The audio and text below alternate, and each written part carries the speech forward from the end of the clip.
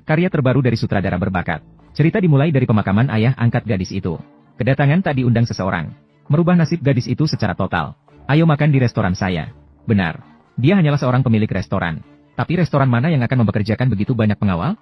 Meskipun diperhatikan saat makan, gadis itu tetap menikmati makanannya. Hal ini membuat pria itu merasa iri. Apakah kamu benar-benar memesan makanan di restoran saya? Kamu benar-benar tidak tahu sopan santun. Namun gadis itu hanya dengan sekilas membuat pria itu langsung diam. Bahkan memberikan acar dengan sopan. Hanya berharap dia segera selesai makan. Lalu dengan cepat mengeluarkan 2 bungkus uang tunai. Menyatakan bahwa itu hanya uang muka. Upah setelah berhasil akan jauh lebih besar. Terima kasih, saya menolak. Tunggu sebentar. Apakah kamu menolak tanpa bertanya dulu kepada kakak? Mendengar gadis itu bertanya pada dirinya sendiri. Tidak ada yang terlalu terkejut. Karena fakta bahwa dia memiliki kepribadian ganda bukanlah rahasia. Namun ini memberi kesempatan pada bos. Memanfaatkan kesempatan untuk mengklaim bahwa brankas ini berasal dari tangan Master Swedia. Dapat meretas karya hebat ini dengan tangan sendiri. Dan mendapatkan pensiun yang besar. Benar-benar merupakan pertempuran penutup yang terbaik. Seperti terpesona oleh kata-kata bos. Akhirnya, gadis itu muncul di tempat perampokan yang penuh mayat. Dia masih membawa sebuah kotak sandi di tangannya. Bahkan membunuh tersangka terakhir dengan tangannya sendiri. Namun, ketika pemilik restoran datang dengan mobilnya, kejadian tak terduga terjadi lagi. Kamu ini. Bahkan untuk menghilangkan jejak mayat, gadis itu bahkan dilemparkan ke dalam waduk oleh mereka. Namun yang tak terduga adalah, hal ini justru menyelamatkan nyawa gadis itu. Karena dia memiliki kelincahan yang luar biasa. Bahkan membuat peluru meleset dari kepalanya. Namun, dibandingkan dengan luka-luka di tubuhnya, yang lebih dia pedulikan adalah bunga putih yang melambangkan berduka. Setelah dibersihkan dengan cepat, dia kemudian memasang bunga putih itu di kepalanya. Lalu dia mengeluarkan selembar kain dari dadanya. Di dalamnya ternyata adalah target perampokan kali ini. Seharusnya berada di dalam kotak aman, jarum suntik itu. Yang bisa membuat seseorang menjadi super manusia. Namun gadis itu masih tidak tahu efek jarum suntik tersebut. Hanya bisa sementara disimpan di dalam tas. Karena pada akhirnya, berada di tengah padang gurun. Bagaimana cara pulang adalah prioritas utama. Layar berubah. Sebuah taksi tiba di padang gurun. Di dalam duduk 2 pria dan 1 wanita. Dari ekspresi gadis itu, terlihat jelas. Perjalanan ini mungkin penuh dengan bahaya. Namun ruang di dalam mobil sempit. Sang sopir hanya bisa membiarkan rekan-rekannya duduk duluan. Dia sendiri pergi ke samping untuk buang air kecil. Namun sebelum dia sempat membuka resletingnya, tiba-tiba terdengar suara aneh dari belakang. Namun ketika dia membalikkan badan, tidak ada yang aneh. Kemudian, detik berikutnya. Sial, itu membuatku terkejut. Gadis itu juga tidak banyak bicara. Hanya menundukkan kepala dan mengambil sebatang tongkat kayu. Saat ini, adegan beralih ke dalam taksi. Rekan-rekannya sedang mencoba untuk menaklukkan gadis itu. Rekan-rekannya segera turun dan memeriksanya. Namun, mereka jatuh ke dalam perangkap yang disiapkan gadis itu. Bersamaan dengan suara gemuruh, gadis itu mulai mengemudikan mobilnya untuk pergi. Namun, tanpa sengaja, dia melihat ke belakang. Dan melihat gadis itu bangkit berdiri. Amarahnya seketika memuncak. Dia langsung memutar arah mobilnya. Dan langsung menuju rekan-rekannya. Tindakan ini belum cukup untuk memuaskan rasa marahnya. Dia kemudian mendekati sopir. Dan menusukkan tongkat kayu ke dalam lumpur. Kekejaman gadis itu membuat gadis lain merasa ngeri. Dia membuka pintu mobil dan langsung lari keluar. Melihat situasi, gadis itu tidak berniat untuk memberikan penjelasan. Apakah dia bisa melarikan diri dari padang gurun? Semuanya tergantung pada takdir gadis itu sendiri. Yang bisa dilakukannya hanyalah mengusir sampah manusia itu dengan tuntas. Sementara itu, seorang pria datang ke restoran bosnya. Dia melihat mangkuk besar mie ayam berisi darah bebek. Dia sama sekali tidak berniat untuk menyentuh sumpit. Setelah bos makan kenyang, bawahannya baru mengirimkan kotak sandi. Apakah Sai Zijing sudah diurus? Aku bukan pemula, kenapa kau khawatir? Tanpa ragu, bos diperintah oleh pria. Namun pria juga hanya sekadar penghubung. Kapan aku bisa kembali ke markas? Tetaplah di sana dan tunggu perintah selanjutnya dari saya. Ternyata orang-orang ini berafiliasi dengan unit A markas. Sedangkan jarum suntik sebenarnya berafiliasi dengan unit B markas. Jadi ini hanyalah pertarungan internal di markas. Namun tetap saja menganggap nyawa seperti rumpun-rumput. Bahkan agen lapangan yang bekerja untuk pemilik restoran hanya berakhir dengan pembunuhan. Segera hapus agen lapangan. Tidak ada yang boleh tersisa. Untungnya, pemilik restoran berpengalaman. Saat kembali ke dalam ruangan, sengaja memeluk leher kedua orang itu. Ketika pintu kaca terbuka, nyawa kedua orang itu pun terhenti. Sementara itu, Sai kecil sedang berbaring di ruang operasi sederhana. Dokter sedang menjahit luka satu persatu. Namun sebagai dokter di pasar gelap, mereka tidak memiliki reputasi yang baik. Setelah melihat uang tunai dan gulungan kain di sampingnya, dia berencana untuk mengambil semuanya.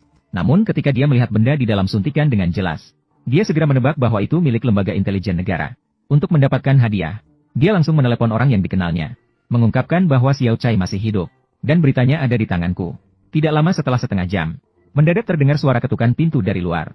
Dokter segera mulai bermimpi menjadi kaya. Akhirnya. Namun ketika semua orang masuk ke ruang operasi, tidak ada bayangan Xiao Chai di tempat tidur. Namun sebelum mereka sempat mencari, Xiao Chai tiba-tiba muncul di belakang mereka. Baginya, tidak ada alasan bagi mereka bertiga untuk melarikan diri. Apakah kalian dikirim oleh pemilik restoran? Apakah ini penting? Lagi pula, kamu akan mati. Ternyata tidak. Karena kalian tidak terlalu mengenal saya. Biar kalian lihat. Kemudian terjadi pertarungan yang cukup seru. Meskipun akhirnya dia menang dengan mudah, tapi prosesnya sungguh menantang. Benar-benar layak untuk dilihat.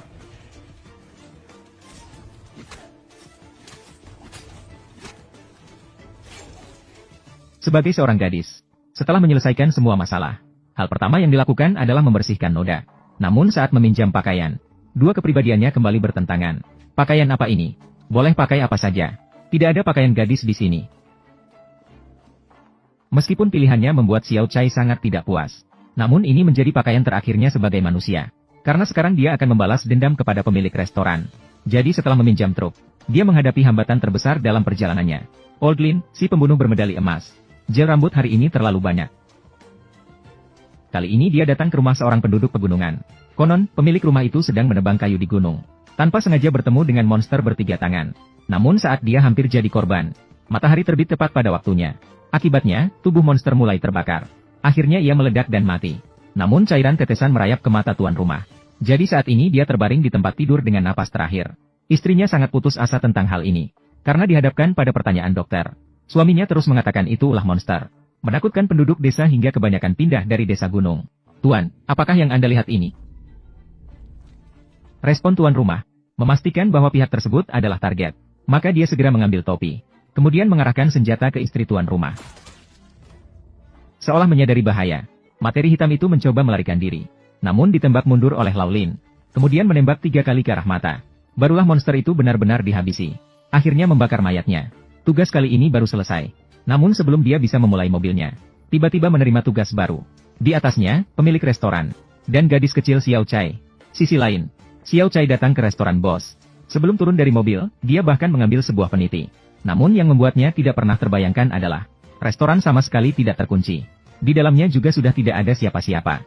Namun foto 3 orang di dinding. Namun hal itu membuatnya langsung menentukan arah. Penjual senjata beruang konyol. Sedang naik lift menuju puncak menara Namsan. Namun menghadapi penghalang dari pengawal. Namun dia tidak mengeluh sedikit pun. Jelas sekali posisi lawan jauh di atasnya. Setiap kali saya datang ke Seoul, selalu berubah. Kalian orang Korea memang suka berubah-ubah. Benar. Orang ini adalah Paul dari Amerika Serikat. Pedagang senjata Hwan Xiong. Dia sangat marah atas kehilangan serum. Bersedia terbang ke Korea Selatan sendiri. Selain mencari serum, harus menghapus kelompok A dari bumi.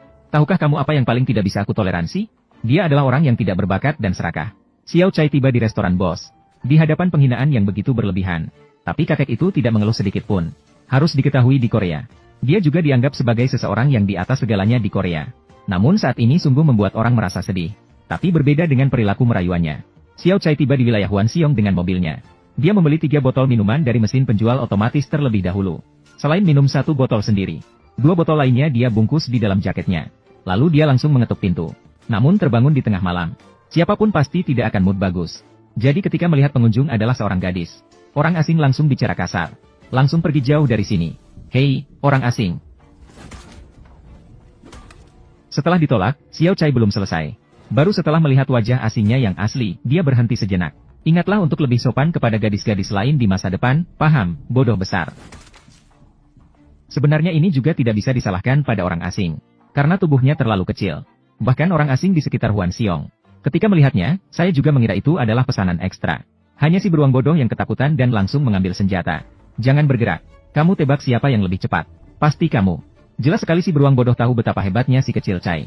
Maka dia segera mengeluarkan senjata terbaiknya. Semoga bisa segera mengusir bala ini. Sayangnya orang asing sama sekali tidak menyadari betapa seriusnya masalah ini. Bahkan langsung berjalan ke belakang Chai. Jangan berisik, kalian diam saja. Mencoba menggosok-gosokkan di tubuhnya. Hasilnya, detik berikutnya. Jangan.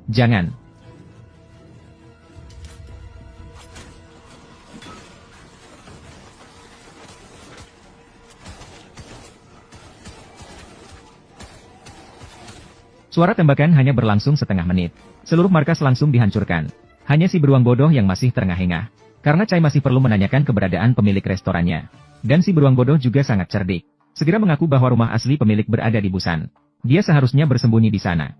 Namun meskipun begitu cerdiknya dia, Chai tetap tidak bisa membiarkan seseorang hidup. Akhirnya, 1000 serangga mati tak akan mati. Kalau si beruang bodoh ingin membalas dendam, dia pasti akan mendapat masalah tanpa akhir. Namun saat ini, Tuan Lau sudah tiba di Busan. Bahkan menemukan tempat persembunyian pemilik restoran terlebih dahulu. Kemudian setelah memastikan ada orang di dalam, dia segera mengeluarkan pistol semprot dari saku.